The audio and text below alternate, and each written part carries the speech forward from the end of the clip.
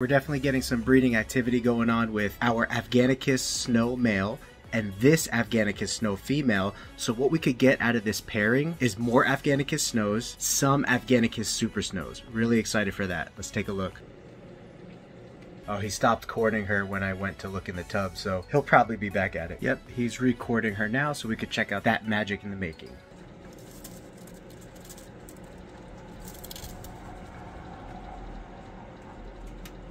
There you can see him licking his boy parts back in, and they will go back in fairly quickly.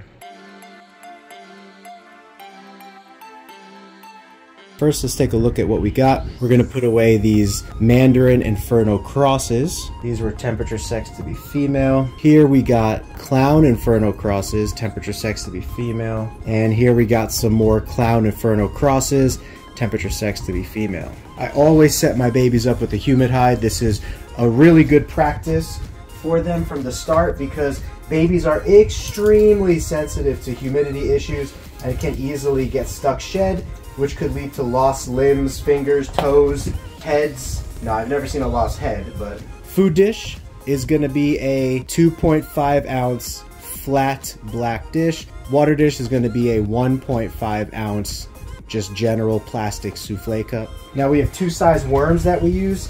The first size is mediums, which are 3/4 inch on rainbowmealworms.net, and they're good for babies up to 2 to 3 weeks. Once they're past 3 weeks, they're eating regular large mealworms like all the adults. And then of course we got our calcium powder, which is osteoform and vionate mixture. And now we could put our babies away in pairs of 2. This one's screaming.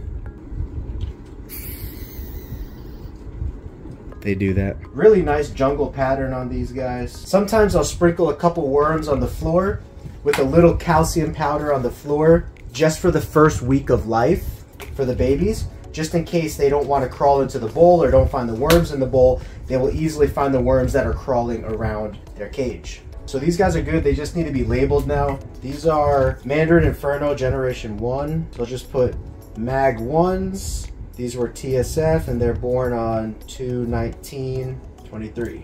Now I've experimented with keeping babies in groups of 3, 4, 5, even up to 10 in a very large container. But the way that I really like it and the way that I think they do best is pairs of 2 in a small container, a 3-quart container or a 6-quart container max. And now they're good. You can see them crawling around in there. They'll go on the shelf behind me, which I'll show you after, and they'll be perfect. A couple eggs in here that did not hatch. So I'm gonna remove the eggshells that did hatch. And I think there's just one egg, which feels pretty good. Feels solid, like there's something in here. We'll rebury it and put it back in the incubator. See, I usually mark as well if I saw embryos when I pulled these eggs, and that lets me know if the embryos are dying, maybe something's wrong with the incubator. If there's no embryos, maybe something's wrong with the gecko supplementation. It might be going bad, might be going old. There's a number of things I could troubleshoot. Plus I could see, okay, I pulled 3 eggs and all 3 eggs had embryos 2 months ago, and now 2 of those eggs have hatched and 1 of the eggs is about to hatch, and that lets me know that we went 3 for 3 on this. 3 embryos, 3 hatched babies, and this is a really good clutch. I wasn't paying attention and I did make a mistake. I usually use 1 piece of paper towel for the first 2 to 3 weeks of the gecko's life.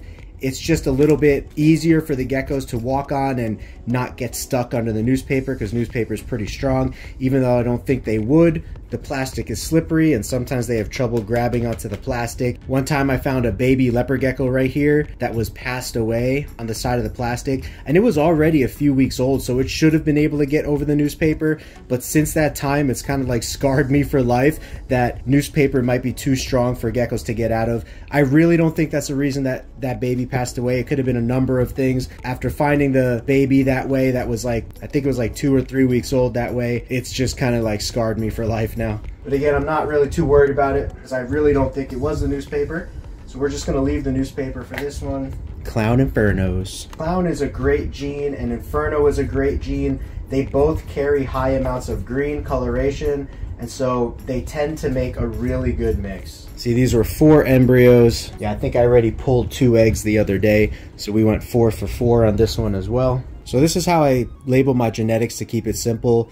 The first part is like the first main genetic. The second part is the second main genetic. So this is a Clown Inferno Generation 1. If I cross this back to a clown, that would be Generation 2. Now within these groups, I know that there's Bold in Clown, there's Bandit in Clown, there's Red Stripe in Clown, there's all kinds of lineage in Clown that I'm aware of, and same with Inferno. There's Emarine in Inferno, there's Tremper in Inferno, there's Eclipse in Inferno. So these are just the two main genetics, and then if you really want to get nitty gritty, whenever I sell these babies, if someone really wants to know like the exact lineage, I could write all that out for them, also possible hets, etc. And then of course TSF 21923. And the reason I like the front opening hides for the babies, it makes it just a little bit easier for them to get inside compared to if the hole is on top. But for older geckos, it's definitely better to have the hole on top because they will kick their dirt out once they're big enough, and that becomes really messy in the cage, and it's just kind of a waste of substrate. Worms in the bowl, worms on the floor. Not as many because there's only one baby going in here for now. If the sibling hatches tomorrow and I can easily find the tub, I'll put them together. Kind of show you guys what a baby leopard gecko looks like hatching out. They're pretty good, as you can see, right out of the egg. They're rocking and rolling. You know, you can see just a little bit of greens coming through, a little bit of jungle pattern. This gecko's really going to take a completely different form over the next couple weeks, leading into the next couple months. It's got really white toes, which makes me think that it is het eclipse. Tends to be a sign of het eclipse. You can see those really white feet there. All right, so you can see right here, this one was 5 embryos that we found, and one of the babies just hatched from this egg, and there's 4 good eggs left. So it looks like these 5 also will pan out, and these are really big eggs. So I would not be surprised if they're big babies. However, big eggs don't always mean big baby. Now, if your vermiculite is ever a little dry, this one's not too dry, but if it ever is, you could just spray a little water in it. I would spray water along the edges, and the water will sink all the way to the bottom and just kind of settle around the bottom. You just don't want water sitting on top or right underneath your egg, because it will kind of drown the egg in a way, especially if the embryo is young. All right, guys, there's where the youngest babies go, all the way up here, and then there's dates of when these were cleaned. These do go 2 deep, and they usually stack 4 or 5 high. So like using this as an example, this actually is stacking 6 high, and it's 2 columns deep. And if there was babies in here, there would be 2 babies for each of these. So that would be 12, 24, that would be 24 babies just in this one column. But once they get older, they start to get separated out. You could kind of see all the different geckos we have. And then once they go up for sale, and eventually once I have time to build more racks, we're going to start to continue to build these racks. The problem is, even if I have a whole room of these racks, which would be like 9 of them in here, it would take up the whole room, and it would still hold less geckos than this little space holds, because of the way these tubs stack 2 deep. The problem with these are the lids can pop off if they're weak. However, we have a large amount of lids here that we could switch out for weak lids, but still, there's still always a chance